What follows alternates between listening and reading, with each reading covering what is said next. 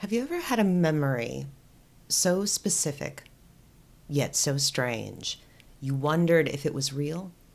Something so beyond the norm for you that it shook the foundation of your beliefs? For me and Dan, it started with a sound, a run of almost random notes that we came across by accident on a video on YouTube. These strange sounds were followed by the sound of waves, and then an all too familiar voice of a man who said, "This is the first step along your path to a gateway beyond which is discovery." This is the first step along your path to a gateway beyond which is discovery, your own discovery of reality, of truth, of who and what you are. When we first heard the Gateway tapes again, a flood of memories hit us.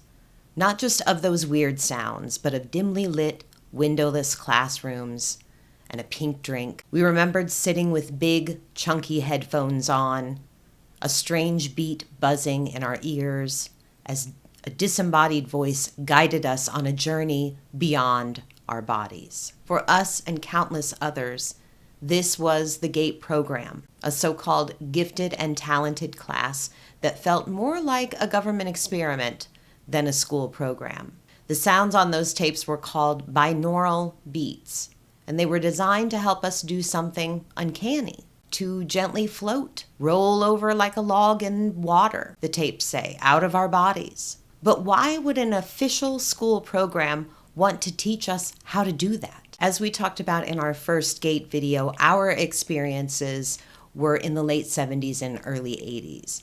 And both of us experienced these things under the guise of speech therapy sessions. Based on viewer comments, we've found that others who have grown up during that time period were also pulled out of class, given strange tests, and then assigned to speech therapy that wasn't really speech therapy. It seems that it was only a few years later that this started going under the moniker of the GATE program. We've also had viewers share their experiences from as far back as the 60s and from places all over the world. No matter the time or place, though, certain elements remain the same.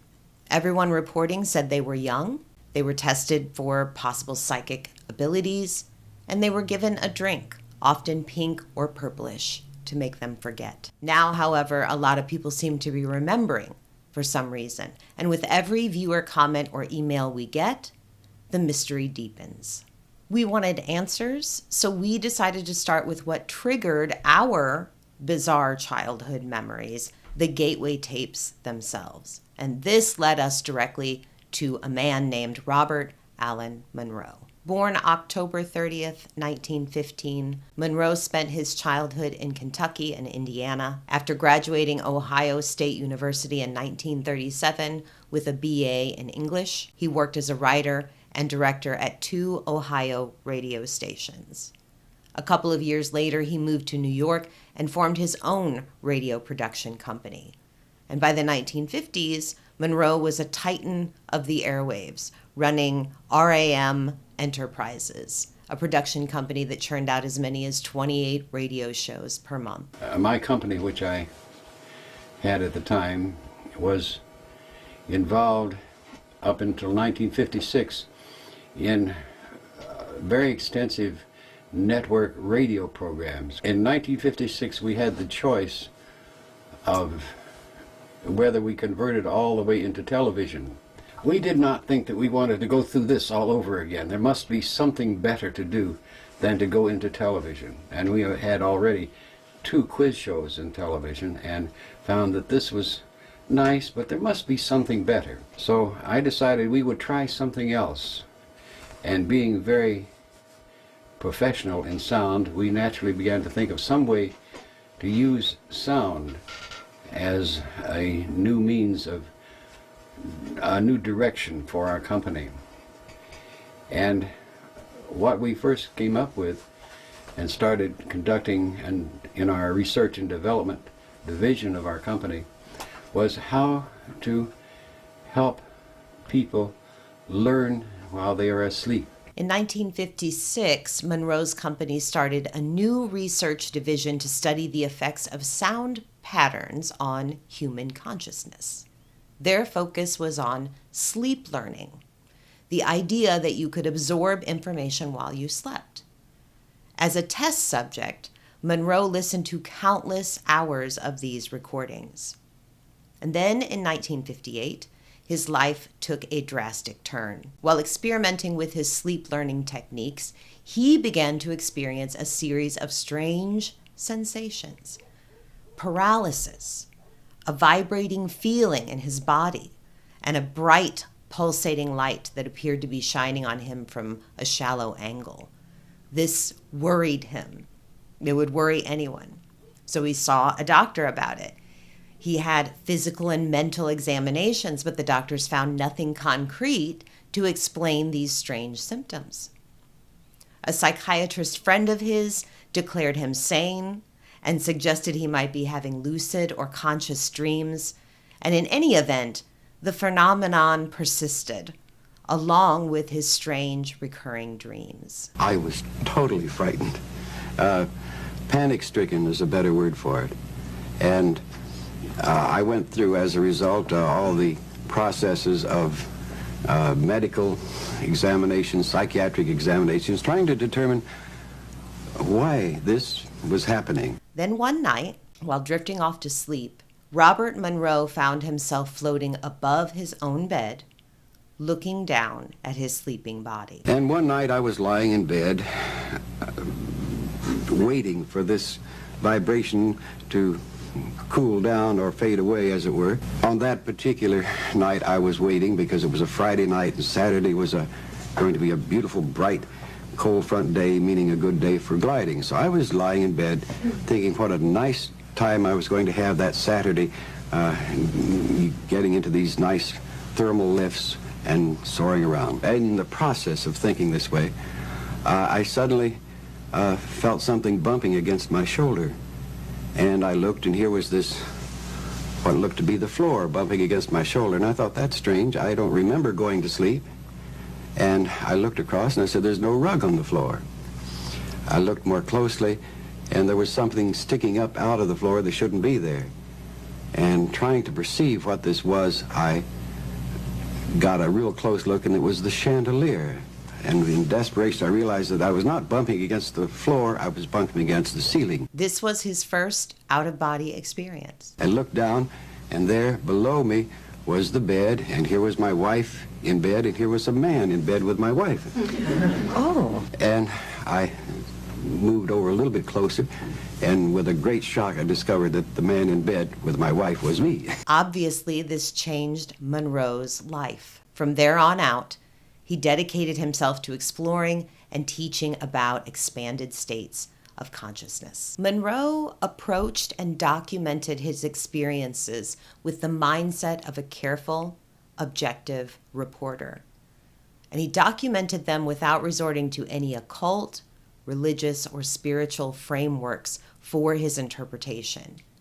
This grounded, investigative approach lent a unique credibility to his work, which was chronicled in his 1971 book, Journeys Out of the Body, a work credited with popularizing the term out-of-body experience, and which sold over 1 million copies. There's no philosophic connotation in our approach to it, but it is somewhat a process of the recharging mechanism that you get during sleep. Monroe's research and company evolved over time until his research subsidiary was eventually established as an independent, nonprofit organization in 1985, becoming the Monroe Institute, which is based on 300 acres of land in Faber, Virginia. Their stated purpose: advancing the global awakening of human consciousness. One of the main ways they use to achieve this goal are the gateway tapes. The gateway experience is built on a patented audio technology called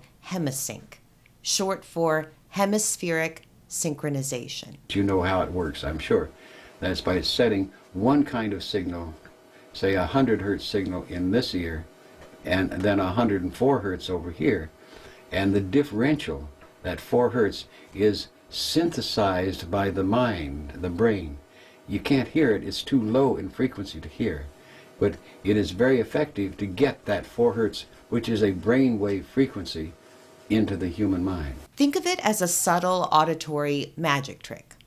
When you listen to 2 slightly different frequency tones, say a 440 hertz tone in one ear and a 444 hertz tone in the other, your brain doesn't just hear 2 separate sounds. Instead, it interprets the difference as a third phantom beat. In this case, a 4 hertz tone. This is an auditory illusion known as binaural beats. And this phantom beat, which can only be perceived when both sides of your brain are working together, triggers a phenomenon called the frequency following response. Your brain's electrical activity begins to entrain or synchronize with the beat's frequency, and this creates a state of hemisync, where the 2 hemispheres of your brain work together. This is supposed to enhance focus, to induce states of deep relaxation, to enhance creativity, and even prompt spontaneous out-of-body experiences. Think of the mind like an ordinary lamp, which expands energy chaotically in all directions. The gateway system is designed to turn that chaotic energy into a focused, coherent, laser-like state, creating an optimal condition for improving human performance. While the Monroe Institute and its users claim hemisync is a scientifically and clinically proven process with a history spanning decades of research, the mainstream scientific community's findings are more mixed. Some studies have found that binaural beats can influence brain electrical activity and reduce anxiety even when inaudible, suggesting a physiological effect beyond a simple placebo. However, other studies have found no significant changes in EEG measures. Interest in the gateway tapes grew with the declassification of a 1983 CIA report titled Analysis and Assessment of the Gateway Process, authored by U.S. Army Lieutenant Colonel Wayne M. McDonnell. The report was part of a larger Cold War investigation into psychic phenomena, including remote viewing. For years, the U.S. government had been exploring the potential of using the mind for espionage, a program that would eventually become known as Project Stargate. We'll put a link to the full document in the description, but the CIA report is the juicy core of the entire gateway tapes phenomenon. It's intensely dense with an almost poetic blend of scientific and pseudoscientific language, attempts to provide a theoretical framework for the gateway process. It is, in essence, a hybrid document.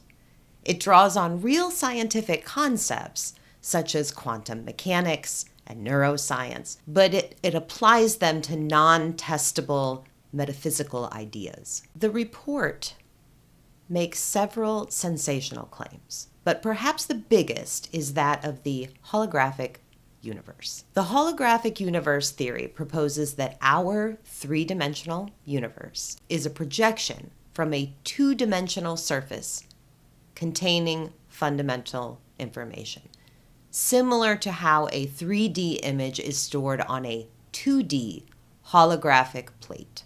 A key theoretical underpinning of the Gateway Report is the idea that the universe is a system of interacting energy fields, of which human consciousness is simply another vibrational pattern of energy. And a key part of the Gateway tapes is learning how to manipulate some of those energy fields and patterns. While the scientific and governmental aspects are intriguing, the human story is where the Gateway tapes truly come to life. User testimonials from platforms like Reddit and the Monroe Institute's own website report a wide range of experiences, including out-of-body experiences and lucid dreaming. Many users describe achieving a deep trance-like state and having experiences that feel like astral projection or lucid dreaming. Heightened intuition and emotional regulation. Users report an enhanced gut instinct and improved emotional control, with one describing their intuitions as being on steroids. Others found relief from anxiety and worry. Spiritual and existential clarity. Some users report a sense of oneness with the universe and a newfound understanding of purpose and manifestation. Some users reported successfully using the patterning technique to manifest small and large desires, from finding an apartment to improving their health. It is also important to acknowledge that not all experiences are positive. Some users report feelings of fear, discomfort, or a sense of uneasiness when using the tapes, with some discontinuing their use for these reasons. And many, even here on this channel, have reported negative triggering reactions upon hearing the tapes because they bring back memories of the GATE program. Our memories is what got us interested in these tapes to begin with. There is no official connection between the Monroe Institute and the GATE program, but countless people remember having big chunky earphones put on them in dim windowless classrooms in what were supposed to be official school programs.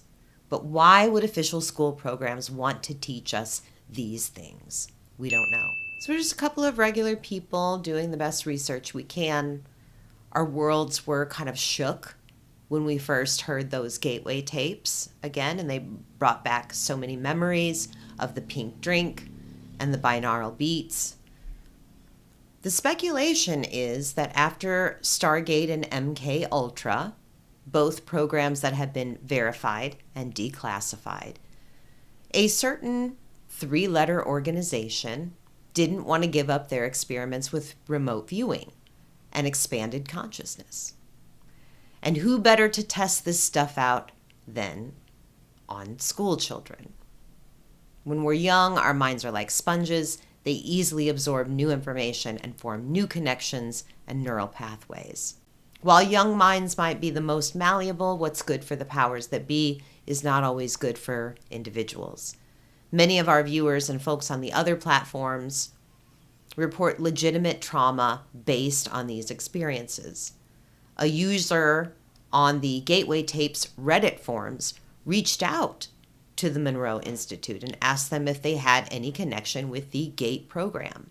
Their reply: the Monroe Institute has never been directly involved in programs specifically targeting young children in elementary or primary school settings. However, our sound technology is accessible to a wide network of professionals, such as educators, therapists, and healthcare providers, through our professional division. These professionals may independently choose to explore its potential within their work, always subject to the guidelines and approvals of their respective organizations. In the end, we're still left with a lot of questions, and with every question we've got an answer to, 3 more pop up. We're going to keep researching and reporting on this. And your feedback and comments are a huge part of that. We've gotten lots of leads and paths to further research based on all of you all sharing your experiences and theories in the comments, so please continue to do so.